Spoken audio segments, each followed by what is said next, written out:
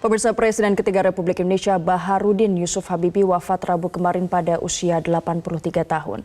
Habibie pergi meninggalkan banyak kenangan bagi orang-orang di sekelilingnya. Lantas bagaimanakah sosok Habibie saat menggantikan jabatan Soeharto sebagai Presiden Republik Indonesia? Hal apa yang selalu dikenang dari sosok Habibie? Saya akan membahasnya bersama asisten B.J. Habibie tahun 1998 hingga 1999 yang juga merupakan mantan Ketua Mahkamah Konstitusi Jimli Asyidiki yang telah hadir di studio. Prof. Jimli, selamat pagi. Selamat pagi. Prof. Jimli ini banyak sekali dikenal sebagai orang yang memiliki sejumlah kenangan dengan Pak Habibie. Ya. Tapi kenal dengan Pak Habibie itu tidak tahun 1999, udah lama sebelum itu berarti? Ya, terutama waktu mempersiapkan ICMI. Jadi sejak akhir tahun 89 saya sudah bekerja dengan beliau dan malah saya pernah diangkat jadi senior scientist di BPPT, satu-satunya sarjana hukum di antara para insinyur. Nah, jadi saya sudah kenal beliau dan waktu di ICMI saya jadi salah satu sekretaris, wakilnya Pak Wardiman. Pak Wardiman jadi menteri, kemudian saya jadi staf ahli Mendikbud, lalu beliau jadi wapres, saya diminta menjadi asisten wapres, lalu jadi presiden dan seterusnya.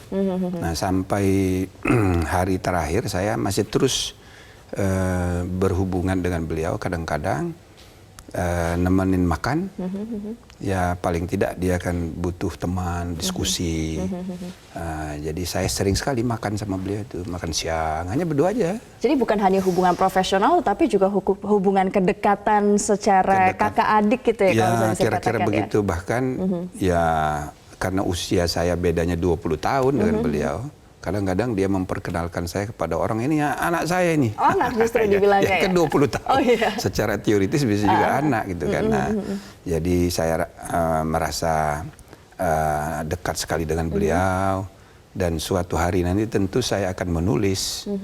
Nah, beliau juga banyak juga menyebut nama saya di buku detik-detik itu karena kebetulan setiap kali ada peristiwa penting bersejarah ada saya gitu loh.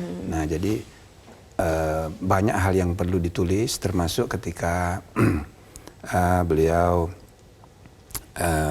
mau ketemu Pak Harto sesudah rapat dengan para menteri yang mengundurkan diri, lalu Saadillah Mursid menjawab, tidak usah, saya sudah lapor Pak Harto. Pak Harto mengatakan tidak usah ketemu, cukup besok saja ketemu karena Pak Harto sudah memutuskan akan mengundurkan diri. Nah, jadi sesudah itu Pak Habibie kemudian lagi kumpul dengan para menteri, lalu saya diminta untuk memimpin doa. Nah, Pak Ginanjar yang ini nih Ustadz nih. Kebetulan saya waktu itu pengurus Majelis Ulama, saya diminta doa. Nah, jadi di momen-momen seperti itu ada saya.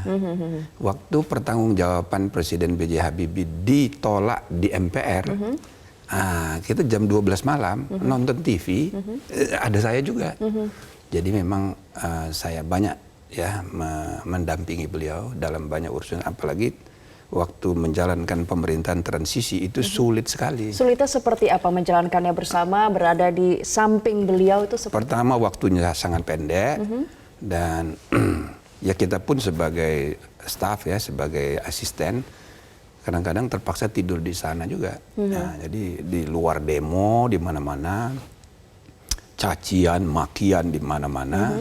Tapi Pak Habibie itu tegar orangnya. Tegar dan rasional. Dia tidak baper. Nggak bawa perasaan. Tidak bawa perasaan. Jadi kuncinya dia bilang sama saya, itu cukup baca judulnya. Isinya nggak usah dibaca kalau di koran, gitu. Itu juga saya praktekkan waktu saya ketua MK dulu. Jadi kita tidak terpengaruh, gitu. Nah, tapi dia menjalankan kepemimpinannya, ya dia selalu membayangkan bahwa dia itu pilot pesawat. Oh, gitu. Nah, Republik ini pesawat yang sedang oleng, maka segala teori-teori tentang dirgantara, tentang apa itu dia pakai itu sebagai, dia aplikasikan. Iya, sebagai perspektif. Jadi menarik juga. Nah, pada satu hari itu kan dolar naik ya dari 6.000 menjadi 17.000. Tinggi sekali. Soal tidak terkendali. Nah, sesudah dia menjabat tanggal 20 Mei, akhir Mei dia sudah punya skenario. Apa skenario? Nah, dia panggil saya. Dia kasih lihat di komputer. ini dia bikin statistiknya kan, dia kan di Eropa sering bermain saham. Jadi dia ngerti bagaimana, walaupun dia bukan ekonom. Nah, dia sudah gambarkan ini dolar sekian, nanti kita targetkan turun sampai sekian dalam 15 bulan. 5 bulan pertama begini, 5 bulan kedua. Dia perkirakan itu ya? Dia perkirakan. Dan banyak orang sebenarnya tidak tahu dia juga bisa memperkirakan seperti ini. Saya sebagai ahli tata negara, ya kan kita melihat begitu kan, ya saya iya aja. Ini apa iya dalam hati saya kan. Tapi di akhir masa jabatan, apa yang dia prediksi terjadi. Benar ya Pak ya? Jadi saya bilang, boleh. Pinter banget.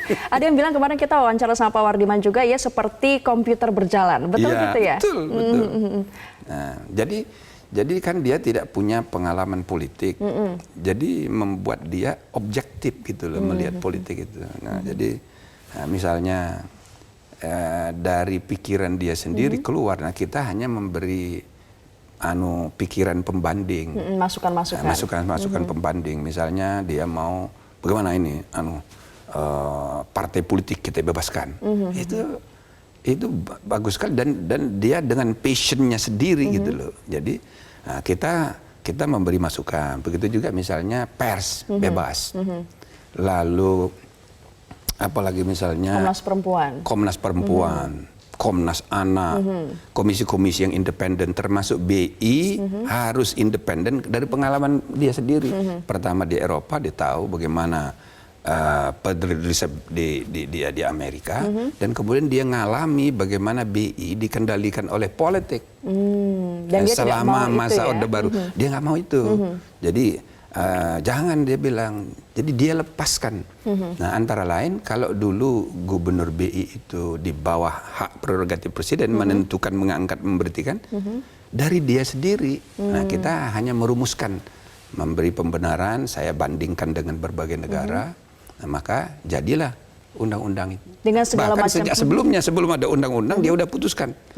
Jaksa Agung, kemudian Gubernur BI keluar dari kabinet. Saya bilang memang begitu, Pak.